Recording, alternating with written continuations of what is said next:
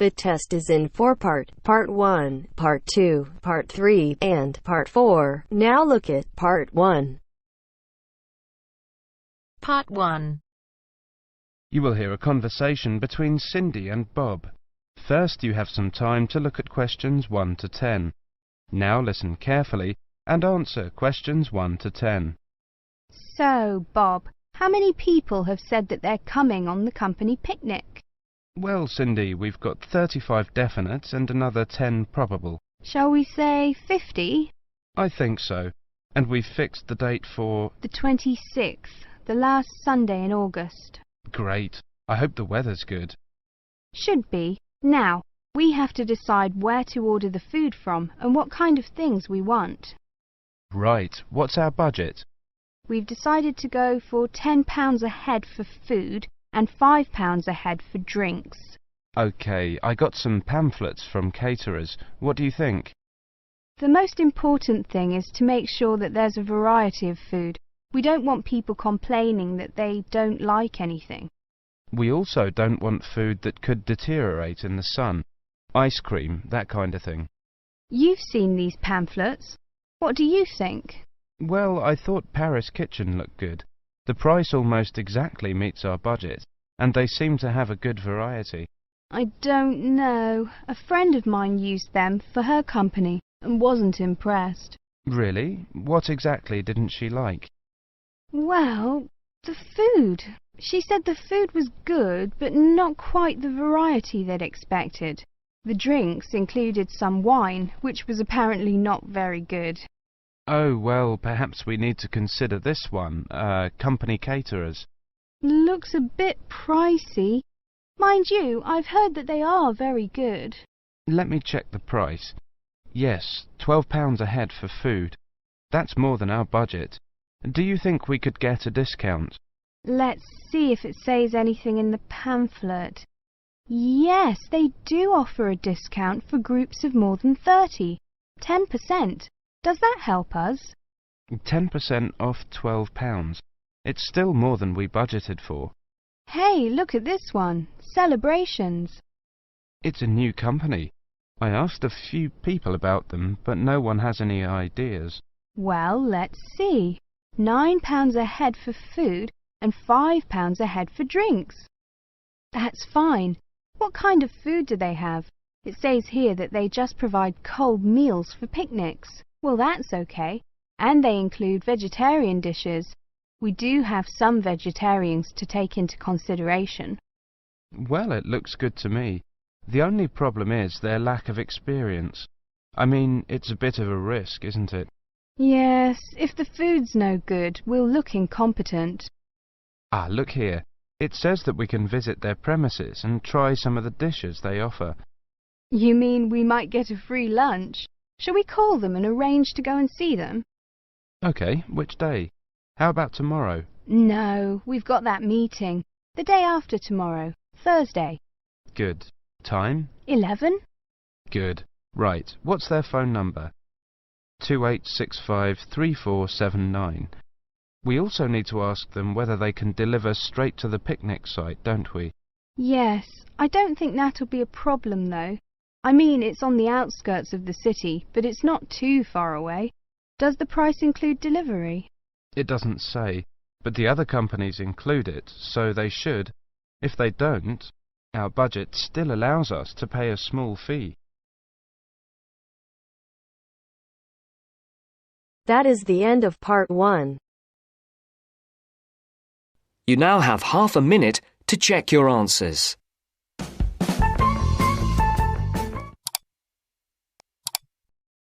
Now turns to Part 2. Part 2. First, you have some time to look at questions 11 to 20.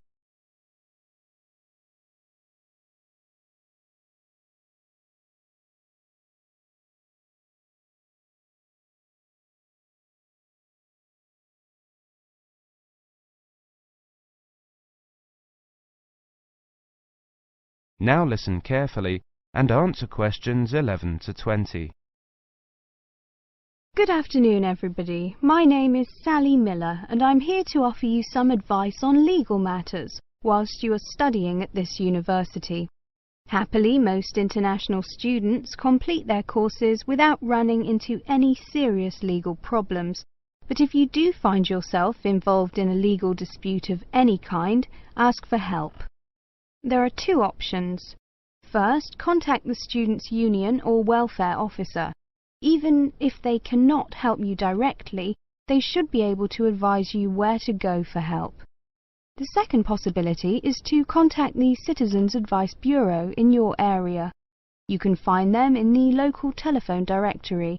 They will be able to recommend a solicitor if you need one, and tell you if there is a local law centre providing free legal advice. They will also be able to tell you whether you can claim legal aid to help pay for any court and legal fees. Let me give you some basic information about the police. The police have the power to stop and search anyone who appears to be behaving in a suspicious manner. If you are arrested for any reason, even if you know it to be a wrong reason, remember a few very important things. 1. Don't be aggressive. 2. Do not try to bribe the police officer. 3. If you are arrested by plainclothes police officers, ask to see some form of identification. 4. Give your true name and address if the officer asks you to. Lying to the police is a criminal offence. 5. Do not sign any statement until you have received advice from a solicitor. There is always a solicitor on duty at every police station. 6. You will be entitled to make one telephone call. If you use this call to telephone a friend, urge your friend to contact someone from your university or from the students' union and get advice about what you should do next. If you find yourself in trouble with the police, it is very important to get professional advice. Contact any of the following: your university welfare officer, the students' union at your university, your local Citizens Advice Bureau, a local law centre. If you are found guilty of an offence, it could seriously damage your position as an international student, so be sure to ask for help as early in the process as possible. Remember, obey the local laws. The laws here may not be quite the same as in your own country. Here are a few examples of actions that are illegal here. It is against the law to possess offensive weapons. For example, knives, guns, chemical sprays used for personal defense. Even women are not allowed to carry sprays or other deterrents to protect themselves against possible assault, except for rape alarms. Possess or supply hard or soft drugs. Disturb the peace. This is called disorderly conduct. This means that you can be arrested for being too noisy or rowdy. A few words about drinking. In this country, it is perfectly acceptable for adults to drink alcohol in moderate amounts. For many people, drinking is an established part of their social life. Going out for a drink is how they relax or spend time with friends. If you go to a party or visit people at home in the evening, your host will probably offer you a drink. Often, a lot of university social life can revolve around drinking, especially for undergraduates. Do not be surprised if people arrange to meet in a bar, or if events are held in a pub.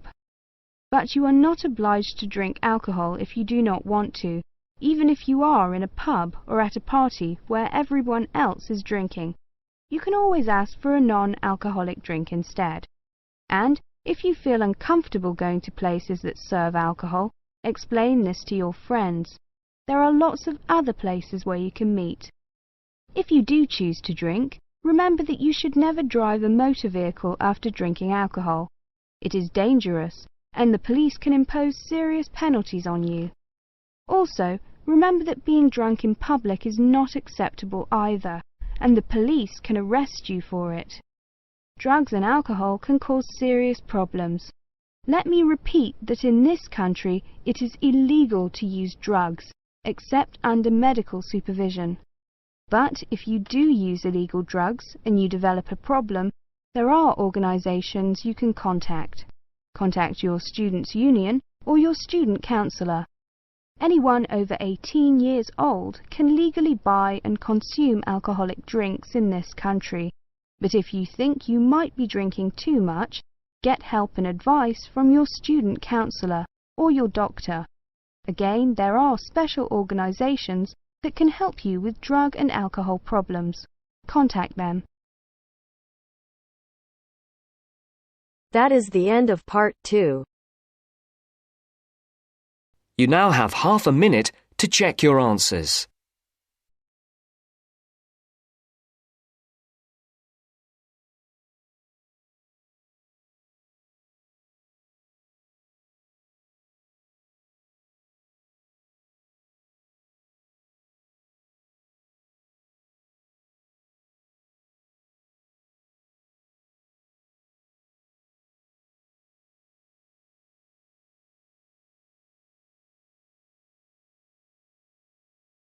Now turns to part 3. Part 3.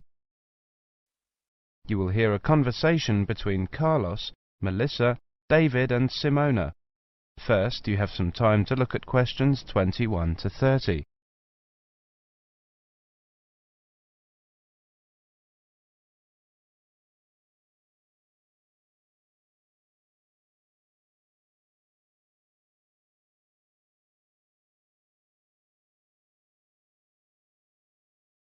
Now listen carefully and answer questions 21 to 30. Okay, everyone. Let's look at what presentation tips we come up with for our next seminar, Melissa. Okay, here's my first tip. Show up early. Some experienced presenters say that something good is bound to happen. I'm not sure about that, but... Well, you may have a chance to head off some technical problem. Also, at the beginning, before you actually begin your presentation, people filter in slowly. It's a great time to introduce yourself. Can't argue with that. Simona has some ideas about opening.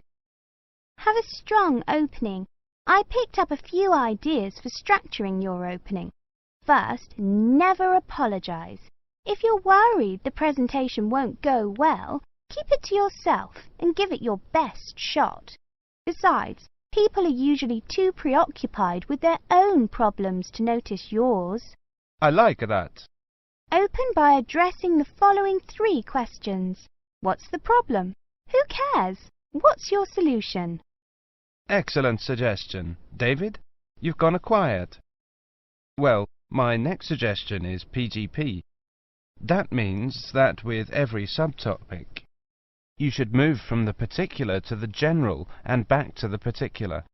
Even though the purpose of a subtopic is to convey the general information, bracing it with particulars is a good way to draw attention and promote retention. I've got another one. This might not be a tip so much as a law. Give everyone at least one piece of paper. A piece of paper is a record from your presentation. People can use that to help recall the details of the presentation, or better yet, to tell others about it. The next tip I have is know your audience. This is, of course, a general piece of advice for public speaking. See if you can find out what styles of information a presentation they are most familiar and comfortable with. Adapting your presentation to those styles will leave fewer barriers to the direct communication of your material. I like that idea. We mentioned possible technical problems before. My next point is that maybe speakers should rethink the overhead projector. Is one really necessary? I think that often is, but I agree with your basic point, Simona. Don't use one just because it's there.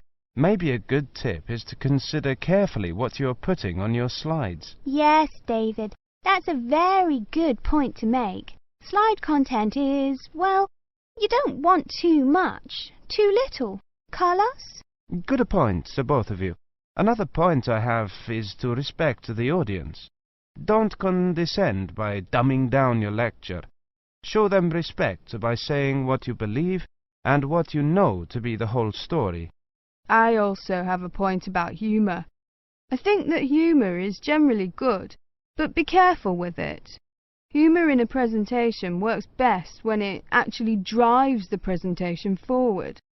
If you find you're using canned jokes that don't depend on the context of the presentation, eliminate them. David? Maybe, Melissa, but always be very careful about jokes that put down a class of people. If you're going to alienate your audience, do it on the merits of your content. Also, avoid masculine or even feminine pronouns as universals. It can be a nuisance to half the audience. As universals, use the plural they. The Oxford English Dictionary has allowed they as a gender-neutral singular pronoun for years. Thanks, Simona. Thinking towards the end. Take care with the questions. Many people judge the quality of your talk not by the 20 minutes of presentation, but on the 30 seconds you spend answering the question. Be sure to allow long pauses for questions. 10 seconds may seem like a long pause when you're at the front of the room, but it flows naturally from the audience's point of view. Let people know you believe your material. Speak with conviction. Believing your subject matter is one of the best ways to speak more effectively. Finish early, and something good is almost bound to happen. If nothing else happens, people will be able to leave early, and suddenly they'll have an extra couple of minutes to do things they didn't think they'd get to. People will really like you if you do that.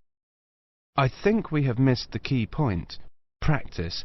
Practice over and over and over. If you can, record your presentation. Play it back and watch yourself. You'll discover 1,000 horrible things you never knew about yourself. Now watch it again without the sound. Why are your hands flying around like that? Now listen to it with the picture. Get rid of those ums. Now watch it at twice the normal speed. This emphasizes low-frequency cycles in your gestures. David, those were excellent points. I have one more, something quite simple, but often overlooked.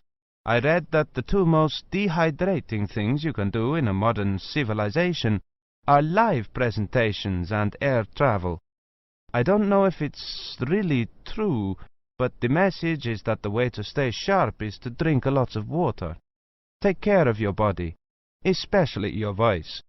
If possible, avoid alcohol too. So, we've got to organise these points now. That is the end of part 3.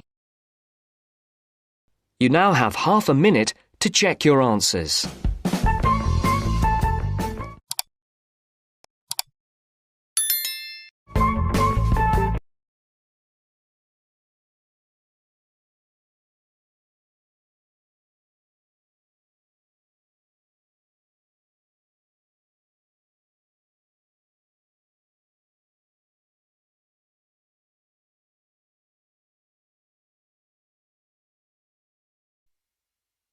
Now turns to part 4. Part 4. You will hear a monologue on the subject of the Celts. First, you have some time to look at questions 31 to 40.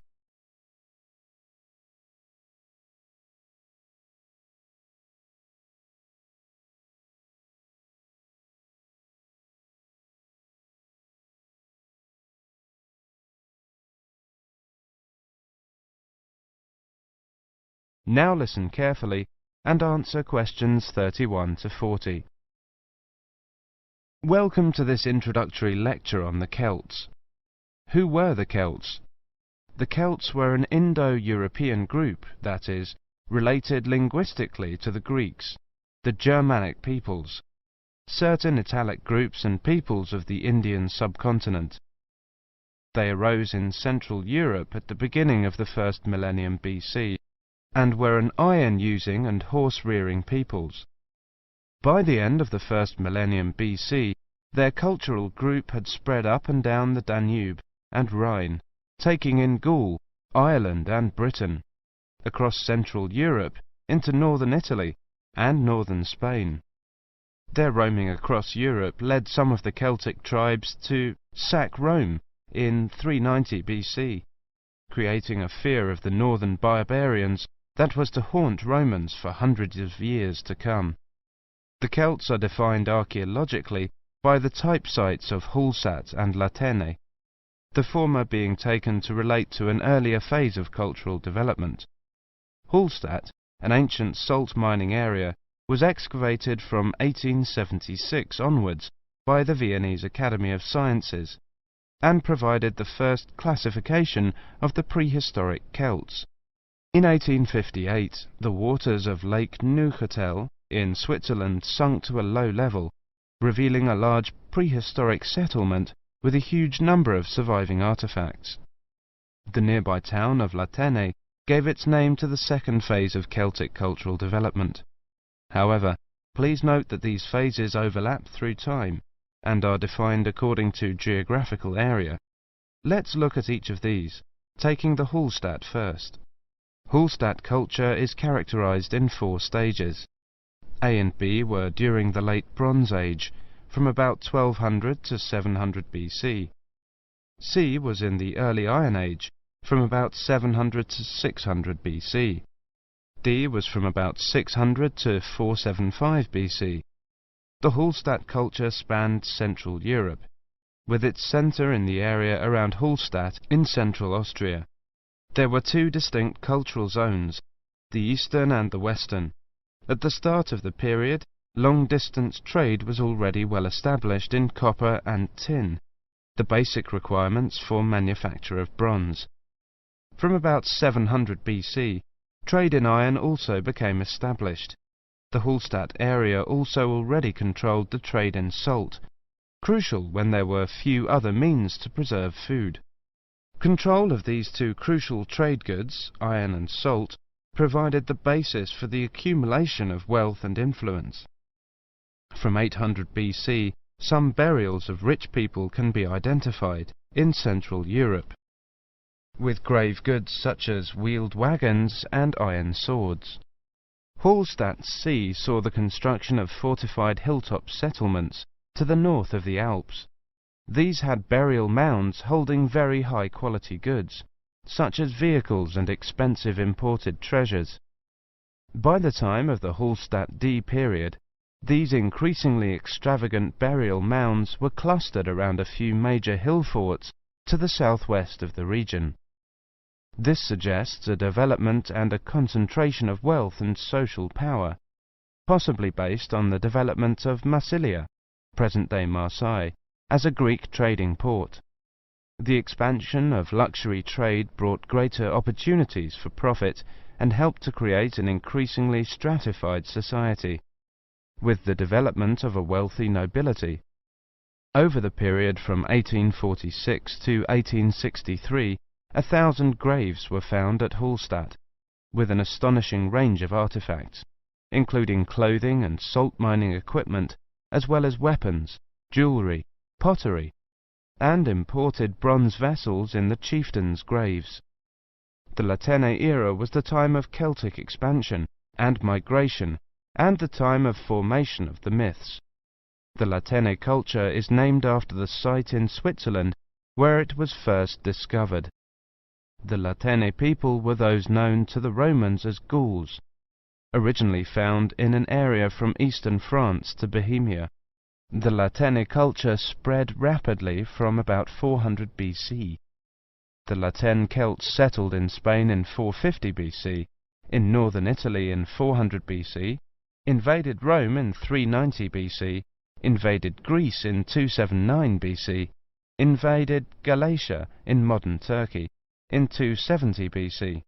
By 200 BC, they occupied the lands that are now Britain, the Netherlands, Brittany, Belgium, Germany and Switzerland. There is much debate over how much of the expansion into Britain was achieved through invasion and settlement, and how much was the expression of cultural transfer that accompanied trade and reflected the commonality of kinship and language of many tribes. There is little evidence for actual migration of Latene people into Britain. Nevertheless, it does appear that the Latene culture was more militarily focused than the Hallstatt one. The Latin graves across Europe hold iron weapons, swords and spearheads, and wooden shields, as well as everyday items such as razors, yokes, cauldrons and jewellery.